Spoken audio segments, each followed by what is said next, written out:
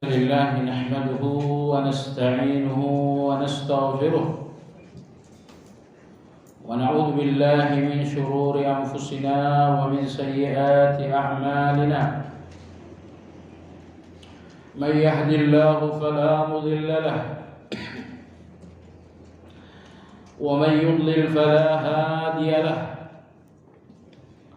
وأشهد أن لا إله إلا الله وحده لا شريك له وأشهد أن محمدا عبده ورسوله لا نبي بعده اللهم صل وسلم على محمد وعلى آله وصحبه ومن اهتدى بهديه إلى يوم الدين.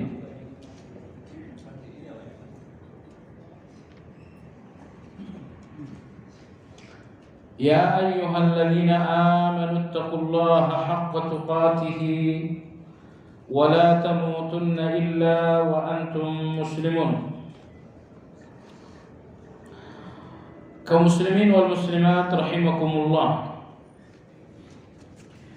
Kajian Madarijus Salikin pagi hari ini insyaallah melanjutkan pembahasan tentang rububiyah anggota tubuh. Dalam hal ini masih tentang rububiyah pandangan.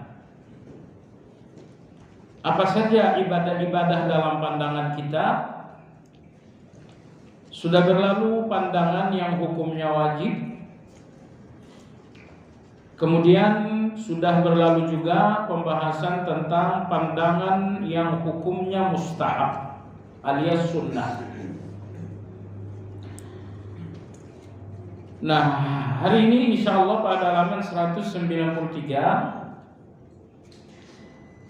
mengenai pandangan yang hukumnya makruh. Imam Ibnu Qayyim rahimahullah berkata, pandangan yang makruh adalah melihat secara berlebihan terhadap sesuatu yang tidak ada maslahatnya. Jadi memandang sesuatu yang tidak ada maslahatnya sama sekali secara berlebihan.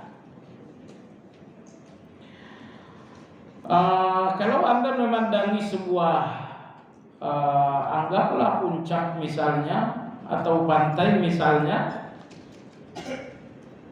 kalau tujuan Anda adalah untuk tadabbur, untuk merenungi kekuasaan Allah Azza wa Jalla, itu justru pandangan yang hukumnya mustahab. Karena bahasa Al-Quran tentang zikir itu mengandung pengertian yang sangat luas. Zikrullah artinya mengingat Allah. Sehingga apapun yang Anda ucapkan atau yang Anda lakukan yang membuat Anda mengingat Allah, itu dinamakan dengan zikir. Misalnya dengan membacakan subhanallah, itu satu ucapan yang membuat Anda ingat dengan Allah. Misalnya Anda lihat bagaimana hujan turun, lalu Anda ingat dengan kekuasaan Allah Azza wa Jalla. Maka apa yang Anda lihat itu adalah sebuah zikir. Anda duduk di pantai, kemudian Anda lihat bagaimana ini ombak, bagaimana laut Allah bentangkan, sehingga pandangan Anda berlama-lama ke pantai, ke laut, itu membuat Anda makin mengakui kekuasaan Allah. Itu adalah pandangan yang mustahab, pandangan yang hukumnya sunnah. Tapi pandangan yang tidak ada maslahatnya secara duniawi, juga tidak ada maslahatnya secara agama, dan Anda berlama-lama memandang, itu hukumnya makruh. Contoh paling jelas dalam hal ini, apa yang Allah tegaskan pada ayat 131 dalam surat Taha. Allah tabaraka wa ta'ala berfirman, "Wa la tamuddanna 'ainayka ila ma matta'na bihi azwajan minhum zahratal hayatid dunya linaftinahum fihi wa rizqu rabbika khairu wa abqa." Allah berfirman, dan janganlah kalian berlama-lama memandangi bunga-bunga dunia yang kami berikan kepada orang kafir atau orang jahat. Jangan kalian berlama-lama memandangi bunga-bunga dunia yang kami berikan kepada orang kafir atau orang jahat. Kenapa? Linaftinahum fi. Semua bunga-bunga dunia di tangan orang kafir dan di tangan orang-orang jahat, semuanya adalah fitnah. Dan kalau kita berlama-lama memandangi bunga dunia di tangan mereka, justru fitnah itu akan menyerang hati kita. Bagaimana penjelasannya lebih dalam? Jemaah sekalian, waja'alna ba'dakum li ba'din fitnatan atasbirun. Kami menjadikan sebagian yang lain adalah ujian untuk kalian. Sebagian kalian ujian bagi sebagian yang lain. Maka orang-orang kafir dan orang-orang jahat ujian bagi orang-orang baik dan orang-orang beriman. Tetapi orang-orang beriman ini juga ujian bagi mereka. Nah, apabila Anda melihat kekayaan atau keberhasilan orang-orang jahat, orang-orang kafir, dan Anda memandanginya berlama-lama, pandangan berlama-lama tersebut perlahan-lahan membuat Anda kagum. Pandangan kagum ini membuat Anda lupa bahwa mereka adalah orang yang salah jalan. Bahkan fitnah terbesar, Anda mulai berpikir, ini jangan-jangan memang mereka ini benar. Jadi coba perhatikan, berlama-lama memandangi keberhasilan orang-orang jahat, kekayaan orang-orang buruk, membuat Anda kagum pertama kali. Dari rasa kagum itu, akhirnya Anda lupa bahwa mereka ini adalah orang-orang jahat. Dan sebaliknya, orang-orang jahat pun melihat Anda dan melihat kekayaan mereka semakin terfitnah. Orang-orang jahat melihat keberhasilan, kekayaan mereka dan melihat Anda yang gak berhasil, tidak kaya, mereka semakin yakin dengan kejahatan mereka. Dan mereka semakin yakin bahwa Anda ini orang yang tidak baik. Kalau kalian orang baik, mana mungkin kalian hidup menderita? Kalau kalian orang yang dicintai Allah, tidak mungkin kalian terlilit hutang piutang. Itulah yang tersembunyi dalam hati orang-orang jahat itu. Jadi sekali lagi, dunia dengan segala bentuknya, dengan segala bunga-bunganya di tangan orang kafir, linaftinahum fi, fitnah bagi mereka. Karena dengan dunia itu mereka merasa semakin benar dengan langkah mereka, dan mereka melihat Anda menempuh jalan yang salah. Oleh sebab itu dalam surat At-Taubah Allah Subhanahu wa taala berfirman, "Fala tu'jibuka amwaluhum wala auladuhum, innama yuridullahu an yu'adzibahum biha fil hayatid dunya wa tazhaqa anfusuhum wa tazhaquhum karihun." Fala tu'jibuka. Ya, surat At-Taubah ayat yang ke-55. Allah berfirman, "Fala tu'jibuka amwaluhum wala auladuhum, innama yuridullahu liyu'adzibahum biha fil hayatid dunya." Kalian tidak boleh kagum dengan dunia, bahkan dengan anak-anak orang-orang jahat. Anakmu di mana kuliah? Oh, anak saya kuliah di Korea. Oh kalau anak saya kuliah di Melbourne. Oh kalau saya di Meksiko. Allah berfirman, jangan berikan rasa kagummu terhadap harta dan anak-anak mereka. Innama yuridullah liyu'adzibahum biha fil hayatid dunya. Karena harta dan anak-anak ini adalah azab Allah untuk mereka. Allahu Akbar. Allah bilang harta mereka dan anak-anak mereka adalah azab Allah untuk mereka. Jadi anak yang jauh sekolah di luar negeri belum tentu kebahagiaan. Mungkin secara sosial ini memang prestis, ini memang sebuah keberhasilan, tapi soal jiwa, soal hati. Boleh jadi hati anak-anak ini semuanya adalah hukuman bagi orang tuanya. Waliyahulillah. Dan oleh sebab itu hukuman terburuk bahwa Allah menghukum Anda dengan darah daging Anda sendiri. Dan hukuman terberat coba Anda renungkan. Ini anak tinggal di negeri barat dengan kehidupan yang serba bebas. Andalah yang memperjalankan anak-anak ini ke sana. Artinya Anda bertanggung jawab terhadap semua perilaku mereka di sana.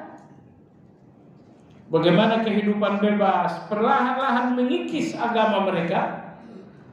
Bagaimana pergaulan bebas perlahan-lahan menghilangkan ketakwaan mereka. Andalah orang yang bertanggung jawab. Karena Anda memberikan fasilitas itu. Bahkan Anda bangga dengan hal itu. Jadi Allah berfirman dalam ayat 55 surah At-Taubah, "Fala tu'jibuka amwaluhum wala auladuhum." Tidak boleh kalian kagum dengan harta dan anak-anak mereka. Innama yuridullah liyu'adzibahum biha fil hayatid dunya. Allah hanya sedang menghukum mereka di dunia dengan anak-anak dan dengan harta mereka. Harta yang sejatinya membuat Anda bahagia, tapi justru ada harta yang menjadi azab. Semua harta yang menjadi jalan dosa, harta yang memudahkan dosa, itu semuanya azab. Oleh sebab itu, ulama-ulama kita mengatakan, maqamuka haitsu aqamaka. Kedudukanmu di depan Allah terletak di tempat mana Allah menempatkan. Itulah kedudukan. Kalau Allah membuatmu berzikir, berarti Allah sedang mengingat dirimu. Kalau Allah membuatmu istighfar, berarti Allah sedang mengampunimu. Kalau Allah Subhanahu wa ta'ala membuatmu ibadah, berarti Allah mencintaimu. Dan kalau Allah Subhanahu wa ta'ala membuatmu sibuk dengan dunia, berarti Allah sedang menjauhkanmu. Dan kalau Allah Azza wa Jalla menggelincirkanmu dalam dosa, berarti memang Allah benci dengan kamu. Jadi perhatikan baik-baik di mana kaki Anda sedang berdiri. Saya ulangi, kalau Allah memilih Anda untuk istighfar, berarti Allah sedang mengampuni Anda. Kalau Allah memilih Anda berzikir, berarti Allah sedang mengingat Anda. Fadhkuruni adzkurkum. Ingatlah aku, maka aku pun mengingatmu. Tapi kalau Allah membuat Anda sibuk dengan dunia, berarti Allah sedang menjauhkanmu. Karena gak ada dunia yang mendekatkan. Ketika dunia mendekatkan, itu bukan dunia lagi namanya. Anda punya uang 1 miliar, ini untuk dibagi-bagi. Bagi-bagi bedah rumah orang-orang hafal Quran. Uang Anda 1 miliar, 1 triliun itu tidak lagi dinamakan dunia. Dunia itu apapun yang tak menjadi keuntungan Anda di akhirat, itulah dunia. Saya ulangi, semua yang tidak menjadi keuntungan bagi Anda di akhirat, itulah dunia. Ya. Tapi kalau Allah Azza wa Jalla membuat Anda tergelincir dengan dosa-dosa, berarti memang Allah sedang benci dengan Anda. Baik, kembali kepada pembahasan kita jemaah sekalian. Di antara pandangan yang hukumnya makruh adalah ayat 131 dalam surat Thaha tadi. yaitu berlama-lama memandangi dunia orang-orang buruk, orang-orang jahat, orang-orang kafir. Sebab berlama-lama memandangi dunia mereka menjebak hati dalam rasa kagum. Dan begitu Anda kagum, Anda pun akan lupa bahwa ini adalah orang-orang yang sesat, bahwa ini adalah orang-orang yang salah jalan. Saya lanjutkan ya, Anda jangan marah. Seorang pemain bola, ayo, udah selesai kan? Di kakinya ada cinta Anda, karena Anda hobi bola. Tapi yang Anda cintai dalam orang ini hanya kakinya doang. Tetapi di dalam hatinya, ada neraka, karena dia bukan orang yang beriman. Jadi pada orang ini terhimpunlah dua hal. Di kakinya ada hobi Anda, tapi di hatinya ada amarah, benci dan kesesatan. Setelah Anda timbang-timbang, orang seperti ini lebih layak Anda kagumi atau Anda tinggalkan? Silakan berikan fatwa kepada diri Anda sendiri. Saya nggak jawab apa-apa. Gitu kan? Jadi di kaki sang pemain bola, di situ memang ada hobi Anda, dan di kaki itu ada kesenangan Anda, tapi itu di kakinya saja. Coba naik ke atas. Di dalam hatinya apa yang Anda temukan? Di dalam hatinya yang Anda temukan adalah kekufuran. Dalam hatinya yang Anda temukan adalah kegelapan. Dalam hatinya yang Anda temukan adalah neraka, kecuali kalau dia dapat hidayah. Pertanyaannya adalah, untuk Anda ambil kesimpulan, saya kagum, saya idola dengan orang ini, silakan ditimbang antara apa yang ada dalam hatinya, sesuatu yang harus Anda benci, dan apa yang ada dalam kakinya, sesuatu yang memang hobi Anda. Ketika Anda timbang dua-duanya, keputusannya Anda mengidolakan atau tidak. Sekali lagi, fatwa untuk Anda. Fatwa untuk Anda adalah dari Anda sendiri. Pemain-pemain sinetron, pemain-pemain musik juga seperti itu. Maka oleh sebab itu, ayat yang tadi itu sebetulnya ya renunganlah buat kita bersama, bahwa segala bentuk keberhasilan di tangan orang-orang jahat, Anda tak boleh melihatnya berlama-lama. Melihat berlama-lama keberhasilan, kekayaan dan dunia di tangan orang jahat membuat Anda kagum. Dan begitu Anda kagum dengan mereka, Anda bahkan lupa bahwa dalam diri mereka ada kejahatan. Dan itu bahaya. Itu bahaya. Baik, kita lanjutkan ke bawah. Memandang yang hukumnya mubah ialah memandang sesuatu yang tidak menimbulkan mudarat di dunia dan di akhirat, tetapi juga tidak memberi manfaat. Selanjutnya adalah memandang yang hukumnya haram. Ini sudah ini. Ulangan, kemarin sudah. Adalah memandang aurat, dan aurat ini ada dua macam, yaitu aurat di balik baju dan aurat di balik pintu. Ini sudah kita bahas. Aurat di balik baju ditutup dengan pakaian, dan aurat di balik pintu ditutup dengan menutup pintu. Artinya wanita-wanita kalau dia sudah di balik pintu, maka dia tidak lagi diwajibkan menggunakan baju jilbab, baju yang ketat atau jilbab, karena aurat mereka di balik pintu ditutup dengan menutup pintu. Tapi aurat mereka di luar pintu tentu ditutup dengan hijab, ditutup dengan pakaian-pakaian yang syar'i. Di sini Ibnu Qayyim rahimahullah menjelaskan, apabila ada seorang wanita yang telah menutup pintu, berarti auratnya telah dia tutup dengan menutup pintu. Tiba-tiba ada seseorang yang katakan mata keranjang mengintip,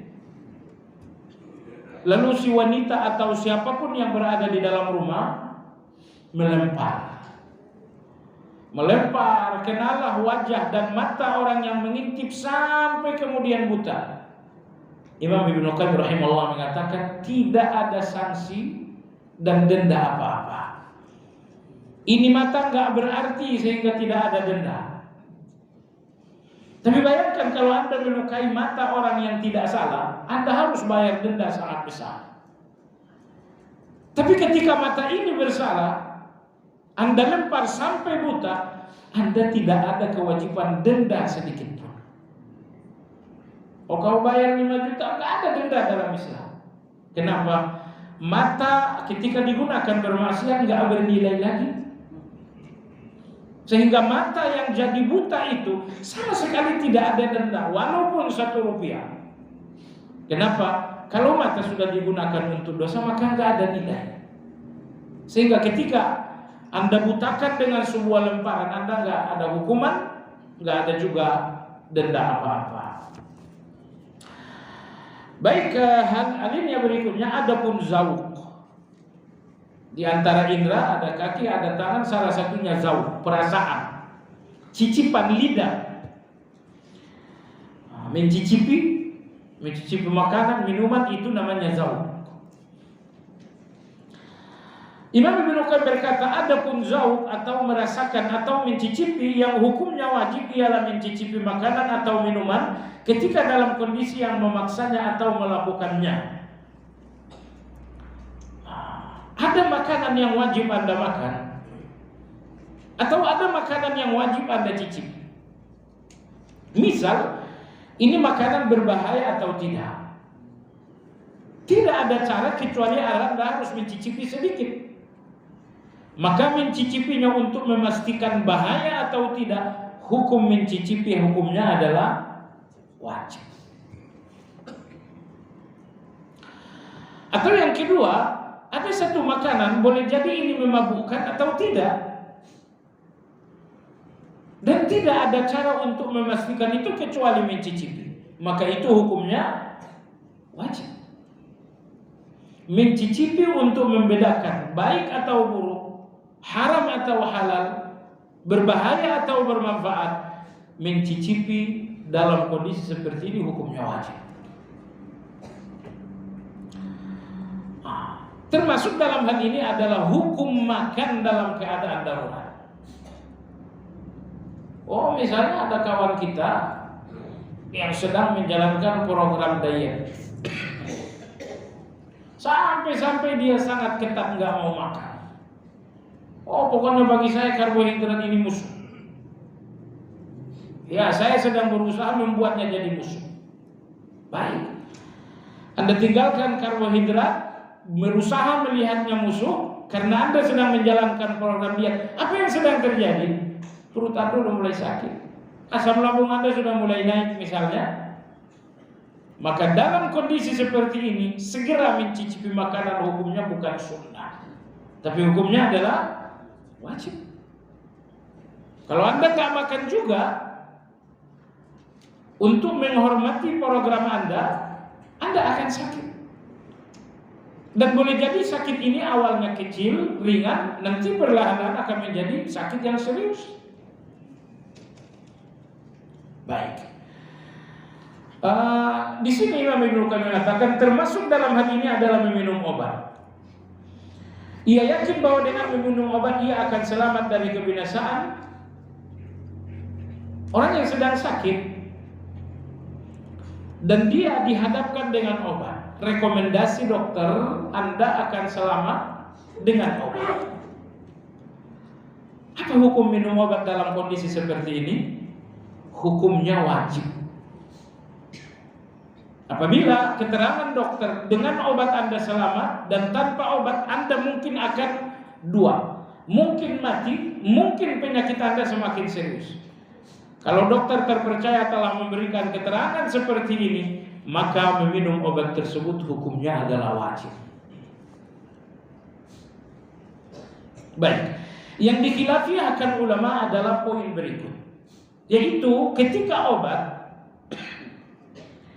berdasarkan rekomendasi dokter bisa manfaat, bisa tidak. Misalnya ini penyakit sudah agak serius, lalu ada obat-obat. Lalu Anda konsultasikan dengan dokter, secara medis nih obat masih berpengaruh enggak? Dokter mengatakan 50%. Bisa berpengaruh, bisa tidak ada lagi gunanya. Dalam kondisi seperti ini ulama beda pendapat. Apakah Anda minum obat atau Anda tidak perlu minum obat? Ya, Imam Ahmad rahimahullah ta'ala tegas mengatakan tidak perlu lagi minum obat. Ya, karena tingkat keberhasilannya cuma 50%. Selanjutnya silakan tawakal kepada Allah, silakan berdoa kepada Allah. Begitu kata Imam Ahmad rahimahullah. Tapi jumhur ulama tidak. Sepanjang ada kemungkinan akan bermanfaat, silakan berobat.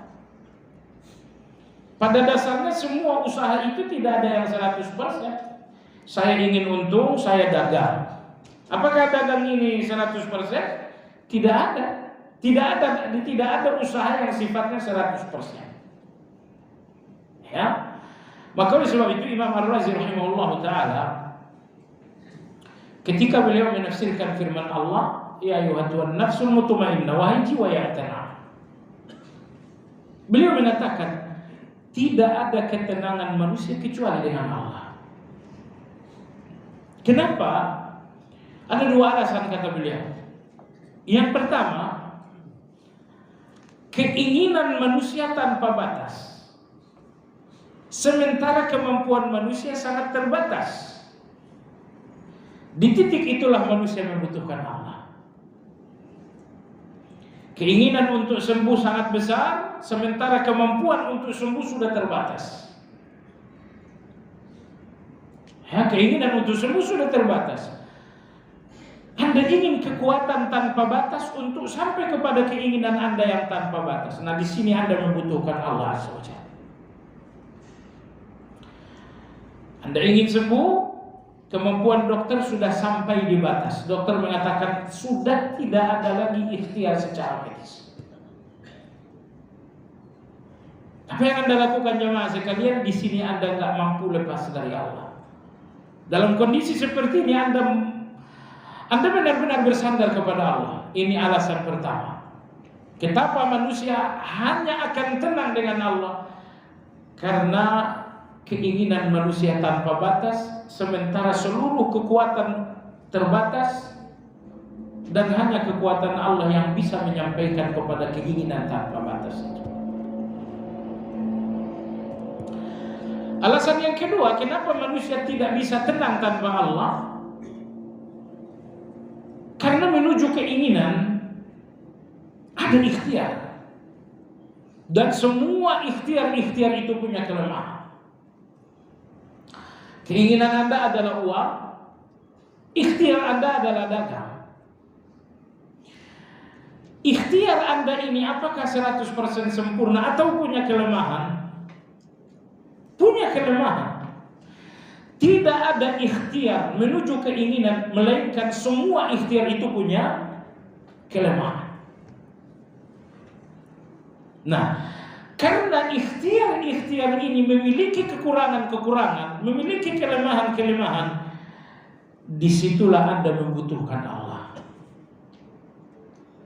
Ya, Anda ingin uang lalu Anda berdagang, tapi analisa Anda, dagang ini punya kelemahan. Pertama, modalnya nggak seberapa. Yang kedua, saingannya sangat banyak.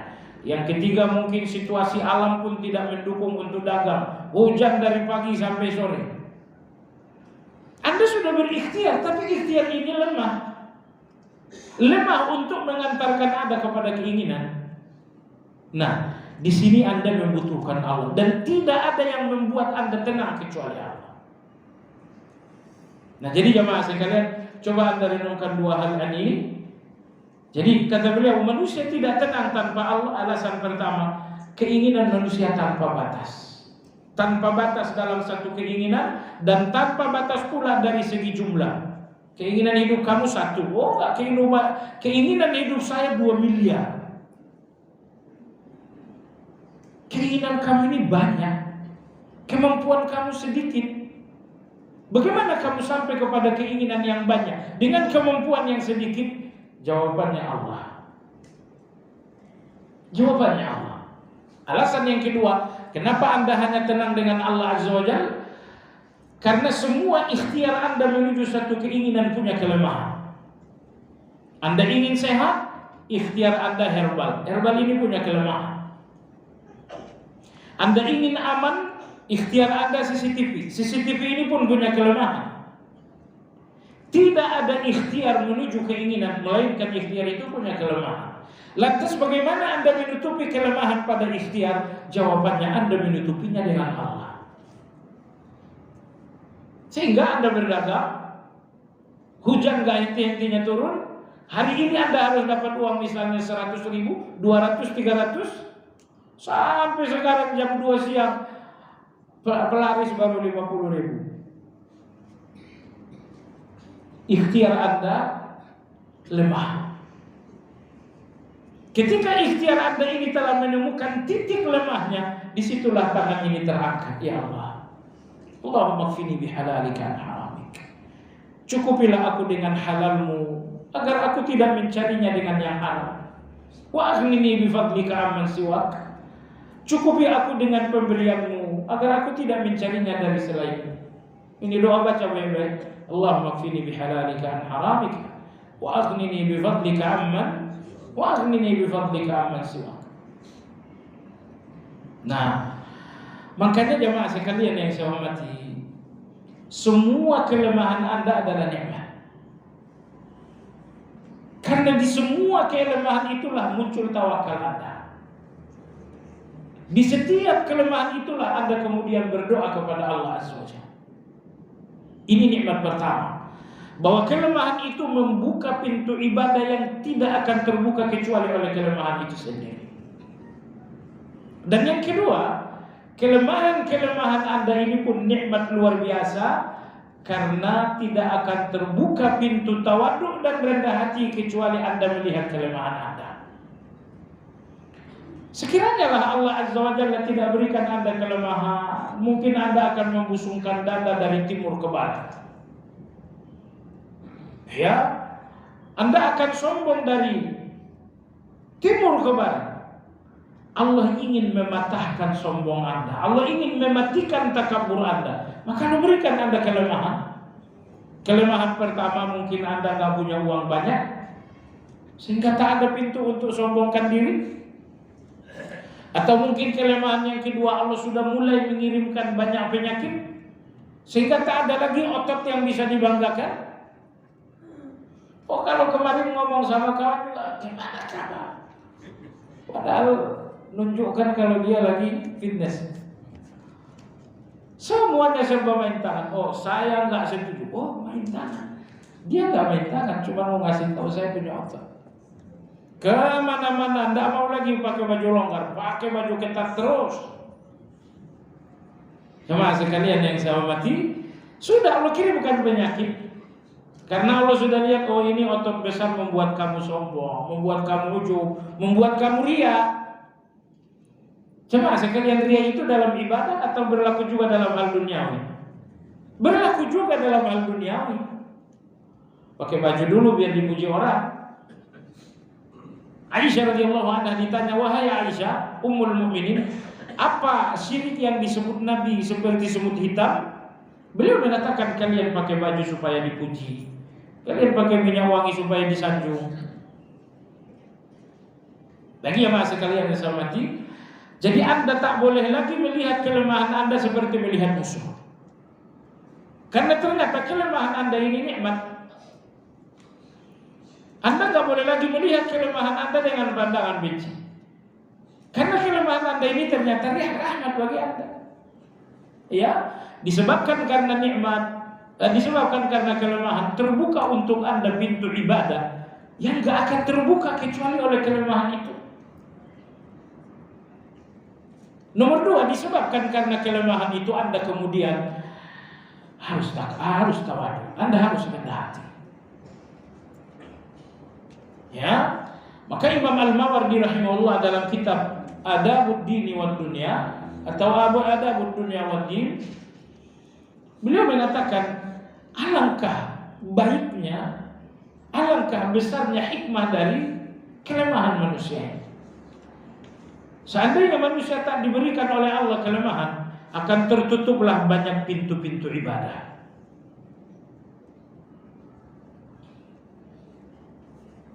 Dan yang kedua, sekiranya tidak ada kelemahan, niscaya kita ini akan menjadi takabur dan sombong. Baik, jadi ini tadi tiga tingkatan berobat.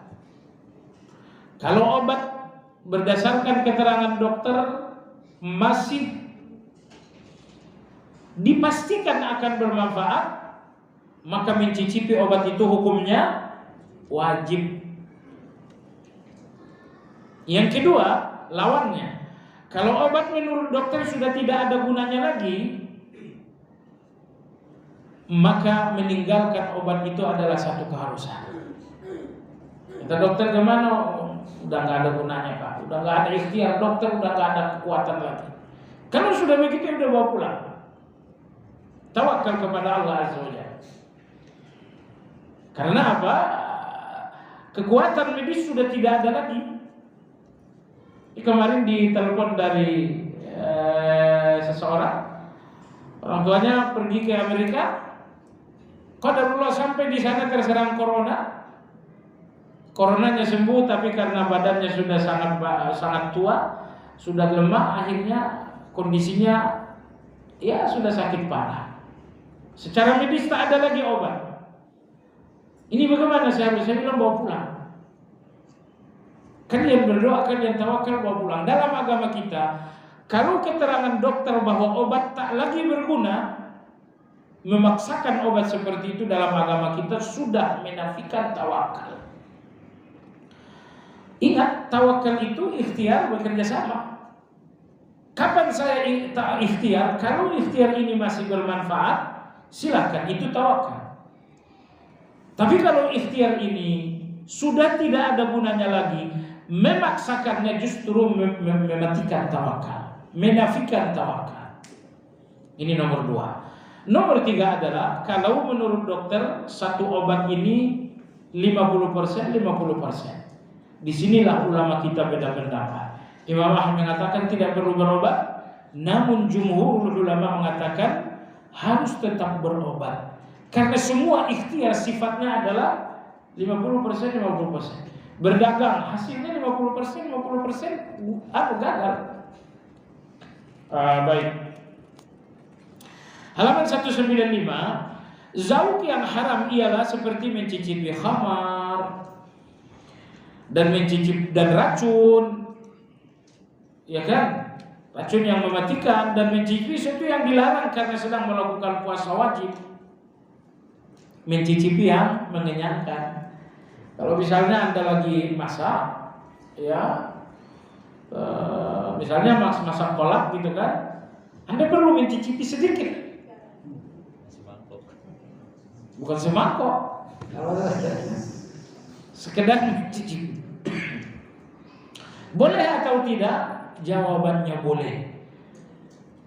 Dan Ibnu Abbas radhiyallahu anhu memfatwakan hal itu hukumnya boleh. Kenapa?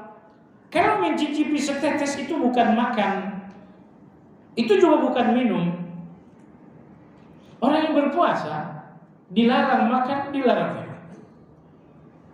Nah, ketika Anda mencicipi satu tetes untuk satu maslahat tentu, apakah itu makan? Bukan. Apakah itu minum? Bukan. Dan Anda melakukannya karena maslahat. Beliau radhiyallahu anhu mengatakan hukumnya dibenarkan. Tapi jangan satu tetesnya berkali-kali. Satu tetes tapi 100 kali tetes misalnya. Berikutnya, sedang merasakan yang dinilai makruh zauk, cicipan yang hukumnya makruh seperti mencicipi atau meminum atau memakan sesuatu yang syubhat. Sesuatu yang syubhat. Syubhat bisa terjadi karena bendanya. Karena bendanya. Salah satu contoh misalnya, apa hukum kepiting? Ulama beda pendapat. Apa hukum daging buaya? Anda kalau ke Sulawesi ada namanya sate buaya. Apa hukum daging buaya? Hukumnya khilafiyah. Yang ada di depan mata Anda adalah buah pala. Apa hukum memakan buah pala? Kalau dimakan buah pala, kepala bisa pusing, bisa memabukkan, dan buah pala ini juga bisa membuat orang sembelit, susah buang air besar. Apa hukum memakannya? Khilafiyah. Orang-orang yang melihat dampak buruknya, buah pala dipastikan bisa mengakibatkan mabuk. Buah pala bisa membuat orang sembelit. Orang yang melihat ini ada unsur memabukkan, ada unsur yang merusak pencernaan, mereka mengatakan buah pala adalah haram. Tapi sebagian orang mengatakan kalau makannya sedikit sih tidak. Makannya sedikit nggak memabukkan, makannya sedikit juga nggak bikin sembelit kalau sedikit. Cuman kalau dibuka pintu yang sedikit ini, akan terbukalah pintu untuk banyak. Ya sudah, kalau begitu bagaimana sikap saya sekarang? Saya sebagai orang awam nggak mengerti mana yang lebih kuat, mana yang lebih lemah. Ini makanan dari segi bendanya adalah syubhat. Lagian ada sate kambing, kenapa sate buaya? Iya kan? Baik. Kadang-kadang syubhat itu karena bendanya. Yang kedua, kadang-kadang syubhat itu bukan karena bendanya, tetapi karena sebabnya. Syubhat itu karena sebabnya. Misalnya Anda temukan ikan jatuh. Kalau Anda temukan ikan di laut, itu sih nggak jadi soal, ya kan? Ini pasar ikan, para pedagang ikan sudah pergi, tahu-tahu ada yang ketinggalan. Ada yang jatuh lah. Rasanya tadi saya beli, tapi jangan-jangan ini milik si pedagang. Anda ragu dalam hal ini. Pertama, dari segi bendanya, ikan itu halal atau haram? Halal. Tapi kemudian Anda beli ikan di tempat tukang ikan, lalu jatuh. Ada yang jatuh. Apakah ini jatuh dari dia berarti milik dia, atau jatuh dari keranjang Anda berarti milik Anda? Di sini Anda ragu, punya dia atau punya saya? Maka ini menjadi syubhat bukan karena benda, tapi karena sebabnya. Baik. Nomor 3, kadang-kadang kata ulama kita, ada benda halal, tapi diragukan apakah terjadi yang haram. Ini benda adalah halal, tapi diragukan apakah terjadi sesuatu yang haram. Anda berburu rusa, bukan berburu macan. Anda berburu rusa, itu binatang halal bukan? Halal. Lalu kemudian Anda bidik menggunakan peluru tajam. Secara syar'i rusa ini kehabisan darah oleh peluru tajam Anda. Boleh Anda makan? Boleh. Dalam Islam, darah binatang harus ditumpahkan dulu baru boleh dimakan. Kalau tidak, penyakit-penyakit yang ada di tubuh binatang akan menulari Anda. Baik. Tapi ternyata binatang halal dengan cara yang halal, tapi Anda ragu terjadi yang haram. Begitu Anda bidik seperti ini bidikan mematikan. Qadarullah, rusa jatuh ke sungai. Sehingga Anda nggak tahu, ini mati karena saya bidik atau ini mati karena kelelap. Kalau dia mati karena tenggelam, berarti seolah-olah dia tercekik. Hukumnya tapi kalau dia mati karena bidikan Anda, berarti itu mati seolah-olah disembelih. Karena Anda menumpahkan darahnya, hukumnya adalah halal. Nah, jadi awalnya dan aslinya adalah halal, tapi Anda ragu terjadi yang haram atau tidak. Maka apa hukumnya ini? Ini hukumnya adalah syubhat. Baik jemaah sekalian, mencicipi yang syubhat. Satu hal yang sering ditanyakan, Kalau ada seorang pelaku riba dan ia bersedekah kepada Anda, ini sedekah di tangan Anda haram, halal, syubhat? Hah? Jawabannya halal. Uangnya di tangan orang ini haram. Uang yang sama di tangan Anda halal. Kenapa? Uang tidak menjadi haram dan halal karena bendanya, tapi karena caranya. Kalau babi itu haram karena bendanya, tapi kalau uang haram karena caranya. Uang ini di tangan orang ini dengan cara riba, tapi uang diberikan kepada Anda dengan cara hibah, dengan cara pemberian. Sehingga di tangan orang tersebut hukumnya adalah haram, tapi di tangan Anda hukumnya halal. Syubhat kali? Bukan syubhat. Makanya Allah Subhanahu wa taala berfirman tentang orang-orang Yahudi, ya akaluna lis-su'ud. Orang-orang Yahudi ini adalah orang-orang yang makan riba. Perdagangan Yahudi, perdagangan riba. Begitu mereka mengundang Nabi sallallahu alaihi wasallam makan, ternyata Nabi kita datang makan. Ya, beliau datang makan sallallahu alaihi wasallam. Setelah Allah tegaskan Yahudi orang-orang yang berdagang dengan cara riba. Di Madinah tidak ada orang Yahudi bertani. Rata-rata orang Yahudi berdagang. Termasuk ketika beliau diundang makan oleh seorang Yahudi pedagang juga. Lalu Allah katakan orang Yahudi nggak ada yang berdagang kecuali dengan cara riba. Hampir semuanya. Nah, bahwa Nabi alaihi salatu wassalam menerima undangan makan dari Yahudi yang transaksinya menggunakan riba. Hal inilah yang mengantarkan kita pada kesimpulan bahwa makanan ini bagi orang Yahudi haram, karena dia ambil dengan cara riba. Tapi makanan yang sama di tangan Nabi dengan cara diberikan, bukan dengan cara riba. Baik. Berikutnya di antara makanan yang makruh adalah berlebihan. Makanan yang berlebihan jumlahnya 5 kali nambung misalnya, atau berlebihan juga macamnya. Dalam agama kita tidak boleh makan terlalu berlebihan macamnya. Oke, ini karbohidrat, ini ada sayur, ini ada lauk, tambahlah gorengan. Nah, ini macaman yang masih masuk akal. Tapi kalau sekali macam makan misalnya macamannya terlalu banyak, ini hukumnya nggak boleh. Umar radhiyallahu anhu ketika beliau berkunjung ke negeri Syam dan dia dihidang oleh Amr bin As dengan makanan dengan banyak makan, dengan banyak macam.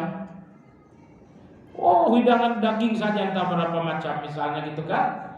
Umar radhiyallahu anhu mengatakan, wahai Amr, kalau kunjungan berikutnya hidangan seperti inilah ujatu zahrak, punggungmu akan saya pukul.